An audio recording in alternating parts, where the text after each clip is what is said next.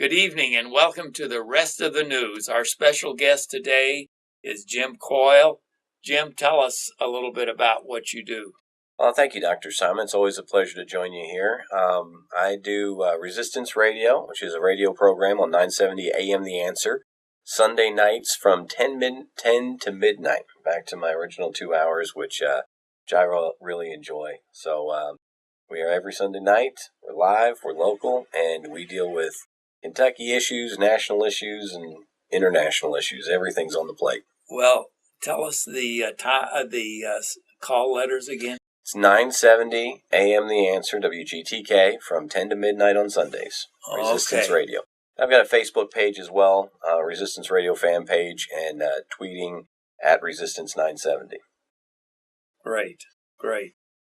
Okay, well, I got this letter in the mail yesterday, and I was so upset about what it all had to say. About how the Obama administration is bringing in more and more Muslims. We're having more and more, it seems like almost every week we have some kind of tragedy where there's Muslim terrorists are blowing something up or shooting someone or stabbing someone. And yet the Obama administration is bringing in more and more of these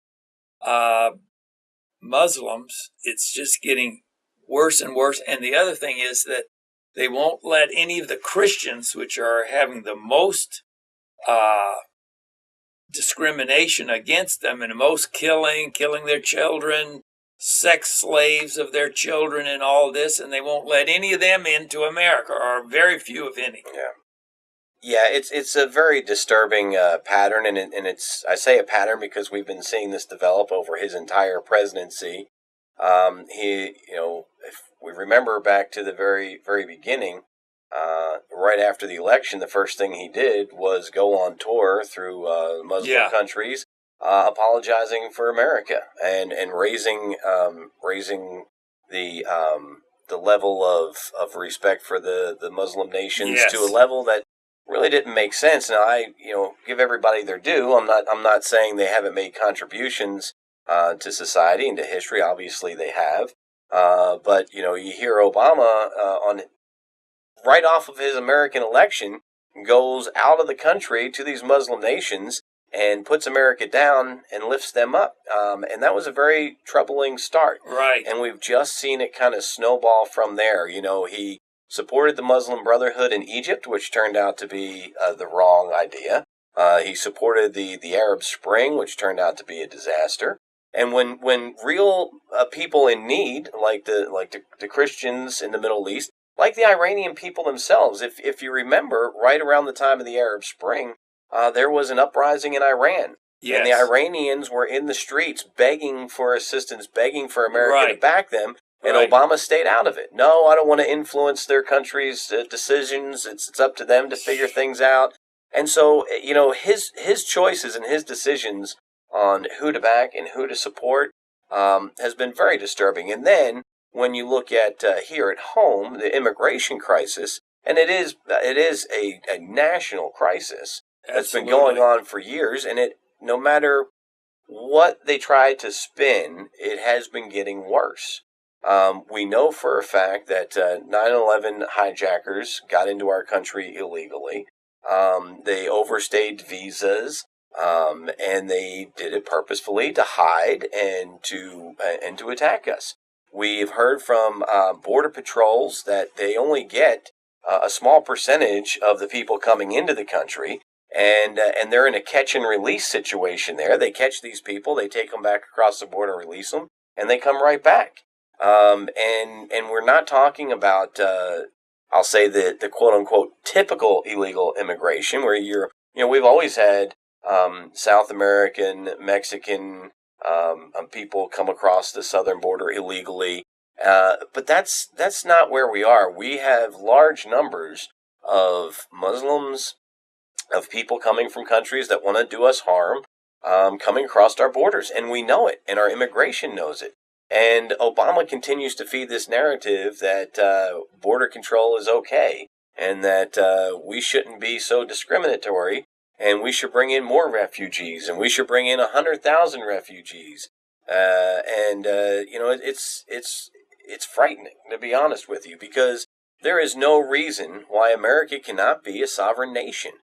Every nation on the planet has a right to their borders, has a right to self-government, and has a right to be a sovereign nation. And Obama has not given America that right to be a sovereign nation. Just recently, a very disturbing article of over 800 illegal immigrants who are in the country. They were people who were tagged to be deported because they were from countries that mean to do us harm. They were from hotspots of terrorism around the world. They did have a record of illegal actions, terrorist actions, and they were tagged to be deported.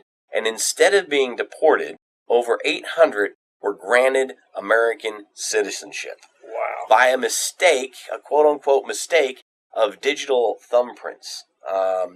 Is a very poor excuse. And nobody is talking about this. Very few people are talking about this. The Obama administration surely isn't talking about it. They're not saying, sorry, we made a mistake, we're going to correct this.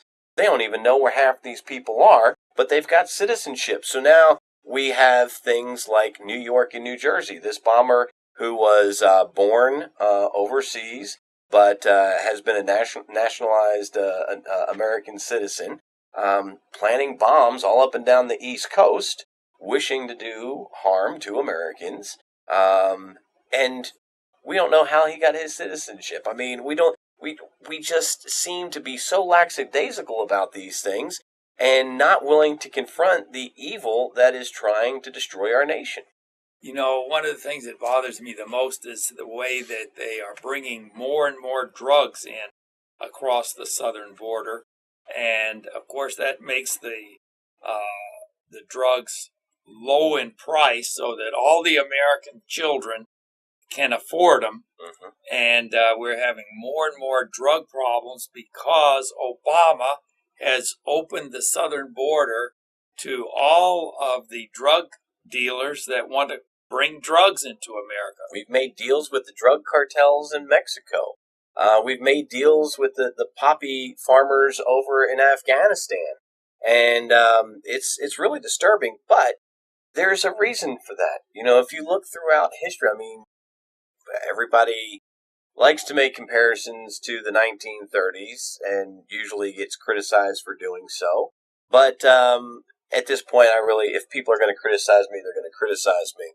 History shows us that a way to suppress the people is to have the vices increased. Alcoholism, drugs, sex, all those things become more plentiful because regimes want the masses to be distracted, dumbed down, inebriated, so that they don't understand what their governments are truly doing to them. The other thing that comes along with that is gun confiscation and gun control. Right. And so right now we have constant conversations coming from the left about gun control and about what we need to do and how we need to take away guns and how we need to, Operation ChokePoint, fine. You can keep the Second Amendment, but we're going to make it impossible for the manufacturers to get the guns, to make the guns. We're going to make it impossible for the bullets to be produced. And so that's what Operation ChokePoint has been all about, a way to get around the Second Amendment, because nobody's going to come out and say, I'm against the Second Amendment. Hillary Clinton won't even do that. Barack Obama won't do that. But they will come out with Operation ChokePoint to say, oh, yeah, the Second Amendment's there. The Second Amendment's there. But can you buy the gun? Can you get the ammunition? No. And so, when we look at this and we look at the increase in sex trafficking and we look at the increase in drugs and we look at Operation ChokePoint, it all points to what history shows us as regimes trying to control, manipulate, and dumb down the masses. And unfortunately, I'd have to say, Obama's been fairly successful. I remember when he first took office, or I guess it was maybe just before he took office, He said he's going to fundamentally transform America. We are 5 days away from fundamentally transforming the United States of America. Yep. This letter that I received says that approximately 1/3 of the Muslims in America say Al Qaeda's beliefs are Islamic or correct. Yeah. And here's 51% of the mosques in the United States have text on their websites rated as severely advocating violence. Yeah. You know, there is the narrative out there that Islam is a religion of peace, that we would never be at war with Islam, that, you know, all of these things. Now, I'm not saying that they're not peaceful Muslims and peaceful people who practice Islam. Absolutely, just like there are violent people who claim to practice Christianity. But what people fail to realize, and what has been kept from a lot of people, is that there is a religious element to jihad. Yes. They want to create a caliphate, and a caliphate is where the Islamic beliefs are worldwide, dominant, and you either agree with them and convert, or you're the infidel who is slaughtered. And this is not a small percentage of Muslims. This isn't, oh, that's the 1% of radical Muslims. This is a large population of the Muslim faith. I was very happy. I will say the Somali man in Minnesota who went on the stabbing spree, screaming Allah Akbar and asking people if they were Muslims or Christians before he stabbed them. The Somali community there came out and disavowed the man. They came out and spoke out against him. And I thought that was very strong, and I appreciate that. You don't see that happening in that community. But the man who was planting the bombs along the East Coast, you know, their family had tried to sue the government for discrimination against them as Muslims. But at the same point, the father was saying that this man could be that his own son could be a terrorist. Yeah. And when the FBI investigates him and the FBI comes to their restaurant, then they claim that they're being harassed. And we are in such a politically correct world that all you have to do is make the allegation these days. You don't have to have proof. You don't have to show anything other than, oh, you're discriminating against me. I feel like, and that's all you need to say. And the press gets on your side, and the administration gets on your side, and the rights of every other American are diminished when we don't hold these people accountable. Now, these are the Muslims in America. It says 1/3 of American Muslims want Islamic Sharia law to be the law here in America. Well, it seems to me they're saying they don't want the U.S. Constitution. They won't want the Bill of Rights. They don't want freedom of religion. Which is why I ask, why are you here? Right. You know, and it's only for one reason. It's only to expand the caliphate. Take us over. And to take us over. And to take over as much territory of the world as possible. If you really, truly want to be here, if you want to immigrate to America, that's fantastic. We've been doing that for the last 300 years. Immigration is part of what builds our country. But what has happened over the years is people used to look at America and want to be a part of America because where they lived, there was persecution, there was discrimination, the freedoms and the opportunities were not there. So not only did they want to come to America, but they wanted to assimilate with America. Right. And now we have made assimilation a sin. Oh, no, you're discriminating against them if you ask them to learn the language. You're discriminating against them if you try to make them fit into our society. We have to adjust everything to those coming in. And that's where the system starts to break down. And it's been breaking down for the last 50 years along those lines. Well, it just seems that Obama has made this part of his administration to bring in more and more Muslims that are, like you say, not here to become Americans, but to make America a Muslim nation. And it which Obama has already said we are. We're no longer a Christian nation. Right. We are a Muslim nation. And then he went on to say we are he listed a couple other religions as well. But Um, it is absolutely amazing. And you have people on the left, the LGBTQ community, for instance, who want to stand up and support this immigration. Many to the far left want to support this immigration, but they don't realize, or they don't want to take time to understand, even after the Pulse nightclub massacre, Muslims hate gays and lesbians. Right. They don't want women to be educated. They don't want women to drive, to vote. They don't want even to leave the house without a male chaperone. That's not women's rights. That doesn't honor women. That doesn't raise them up. That keeps them back in, the Stone Age. Right. And we are beyond that. The left loves to talk about how they evolve and how you can evolve on a position. And oh yes, Obama didn't think gay marriage was right then, but he has evolved because he is an elevated person. He's an enlightened person. The Muslim community that persecutes gays, the terrorist side of the Muslim community that kills gays, throws them off of the buildings, that tortures women, that rapes women, that keeps them under the burqa, keeps them in the house. They don't want that. They don't want to assimilate. They don't want to raise people up. Right. They want to keep them down, and we can't do that. Just last year, a poll by Al Jazeera news organization showed that 81% of Arabic Muslims support ISIS. Mm-hmm. That says a lot. And you have ISIS who are beheading people. Yeah. They are killing children. There was a story last year that literally made me weep instantly. There were 4 children who were knelt down in the street of Iraq, and they were told to convert to Islam, to give up their faith in Jesus Christ. These are kids 12 years and under. They refused to denounce their Lord Jesus Christ, and they lost their heads for it. They are truly amazing modern-day martyrs who I believe are with Jesus Christ right now.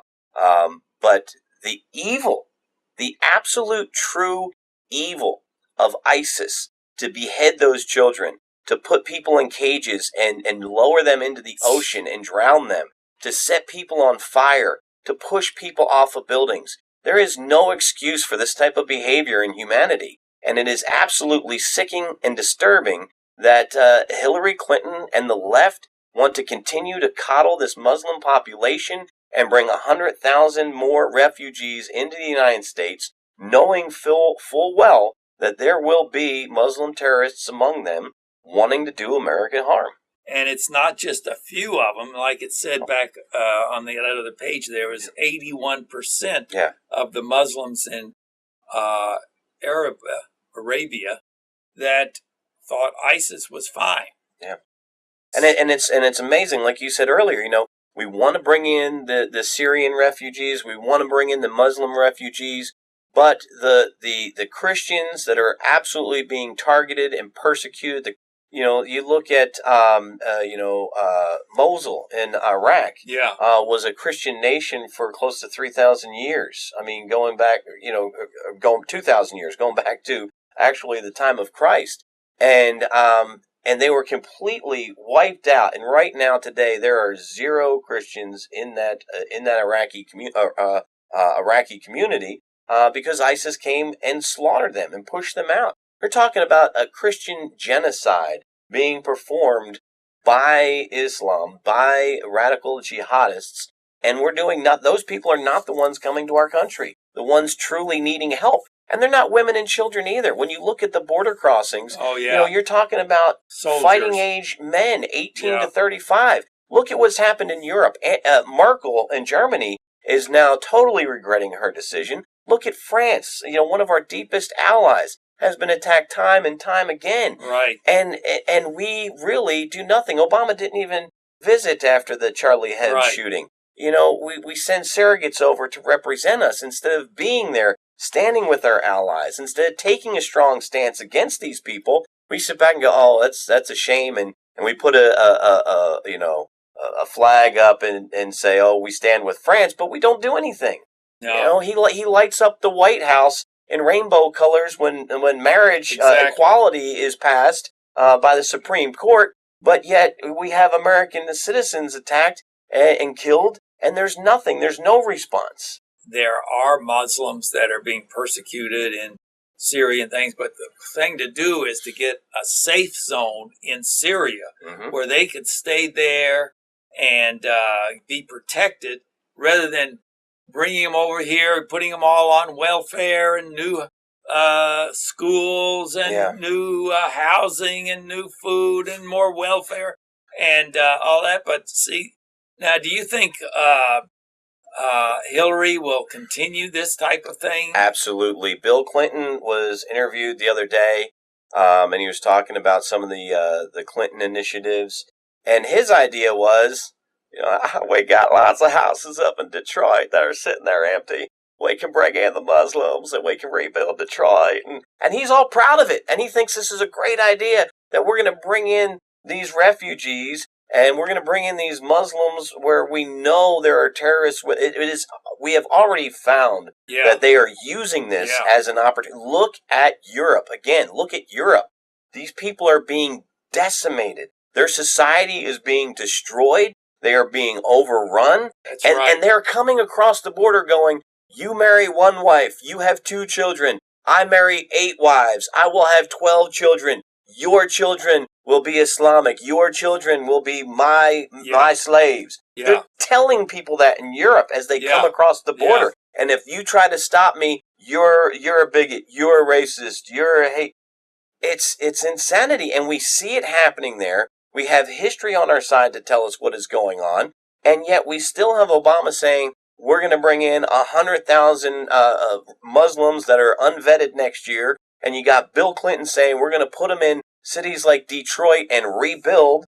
That is changing the fundamental makeup of our society purposefully and intentionally without having all the vetting done, without having the answers. It isn't, and there are millions. There's 93 million Americans out of work. There are homeless all over our country. We're not taking care of those people, but yet we are not.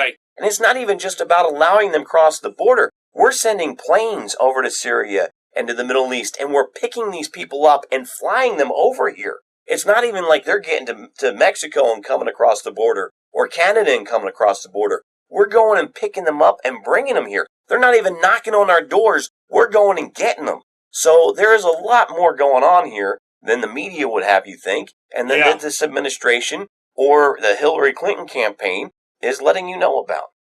If Hillary gets in, we'll have a continuation of all this. Absolutely. Well, no doubt. You have it. Now,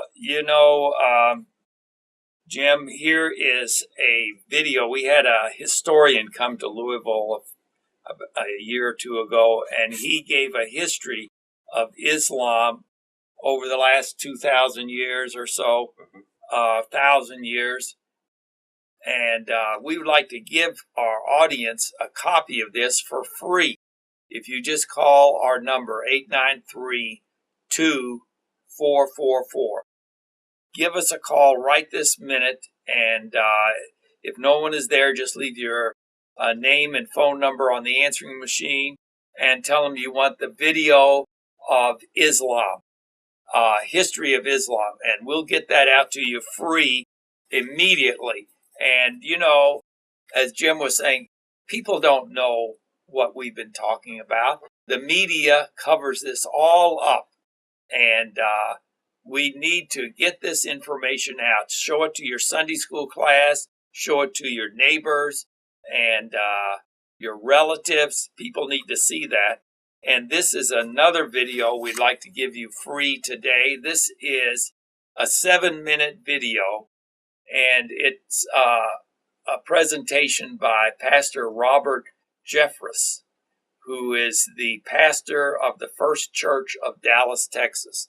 It's only 7 minutes long, and it says what you and I should be doing today to save our country, because, it's like we're all in the same boat, and the boat is sinking. Absolutely. And we need each other, and it's time to get these videos and show. Now, we showed this in a prayer meeting. Everybody in the prayer meeting wanted a copy of this. It's extremely powerful. And we'll send it to you absolutely free. You need to show it in your Sunday school class. Give a copy to your pastor. show it at your Wednesday night services. This is a must-see, and it's totally free. And while we're talking, I want to mention this too. This, they say only about a quarter of the Christians are voting. Half of them are not registered, and the other half that are registered, only half of them are voting. This is a packet to have voter registration in your church, and make sure everyone in your church is registered. And it's got the voter registration forms in here. It's very simple. If you call us and tell them you want the voter registration packet, and we'll get that out to you right away. It's totally free. It tells you how to do it. It's got a sample of the voter registration form already filled out. It's extremely important. You talk about voter registration, and right now, I know that we have talked, and you and I have been talking for the last, since Obama came into office, we've been talking about how this is an important election. This is an important election. We have gotten to the point where everyone has become a critical election cycle, and this one is no different.